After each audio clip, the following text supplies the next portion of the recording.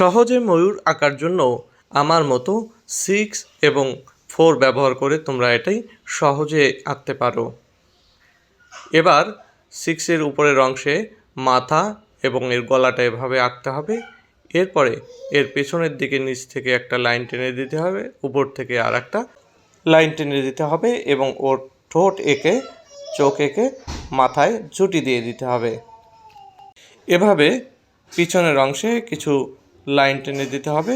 এরপর ছোট ছোট কিছু পালক এভাবে এঁকে এই গোল অংশটা ভরাট করে দিতে হবে। পেছনের নিচ অংশ থেকে এবং উপরের অংশ থেকে এভাবে একটা গোল এঁকে দিতে হবে। এরপরে সুন্দর গোল এঁকে ফোঁটা দিয়ে দাগ দিয়ে দিয়ে ডিজাইন করে দিতে হবে। এবার নিচে 4-এর সাথে এভাবে ডবল লাইন দিয়ে পা এঁকে দিতে হবে এবং এর সঙ্গে কিছু নখ এঁকে দিতে হবে। হয়ে গেল।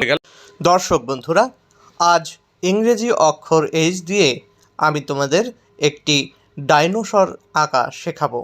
এভাবে এইচ আঁকার জন্য টান দিয়ে পরে এভাবে একটু চওড়া করে এইচটা এঁকে নিতে হবে। এরপরে লম্বা লাইনটির মাথায় এভাবে টান দিয়ে ওর ডাইনোসরের মাথা এঁকে নিতে হবে। এরপরে মুখ এবং এভাবে চোখ এঁকে মণি দিয়ে দিতে হবে। এবার ওর পেটের একটা লাইন দিয়ে নিচের দিকে এভাবে পা এঁকে দিতে হবে।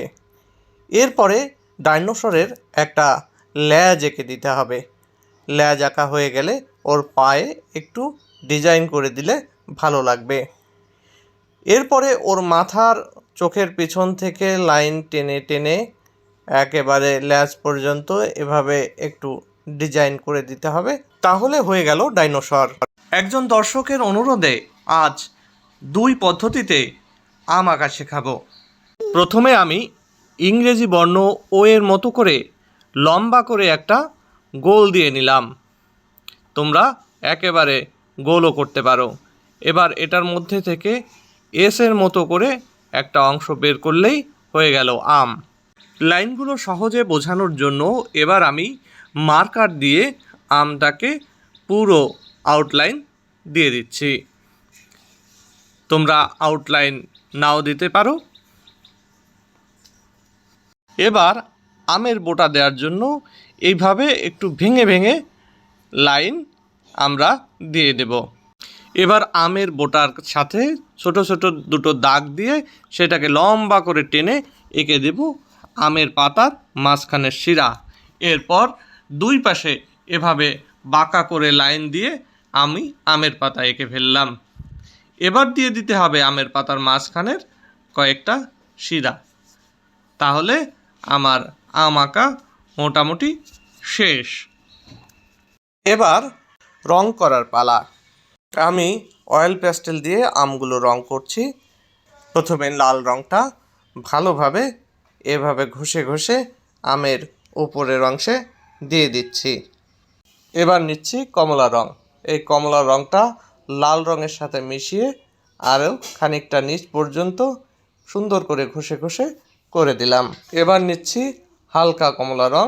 এই হালকা কমলা রংটাও আগের মতো করে আরও বেশ খানিক দূর নিচে নামিয়ে আমি এই কমলা রং শেষ করলাম। এবার নিচ্ছি হলুদ রং।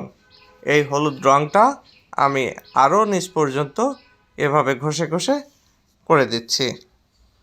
এবার নিচের অংশে সবুজ রং করে দিতে হবে। প্রথমে গাঢ় সবুজ রং নিয়ে এভাবে নিচের কিছু অংশ করে দিয়ে পরে হালকা রং সবুজ রং দিয়ে পুরো অংশটা ভরাট করে দিতে হবে। এবারে উপরের রংটা ঘষে আর একটু গাঢ় করে দিলাম। এবার আমের পাতা এবং আমের বোটায় সবুজ রং করে দেব।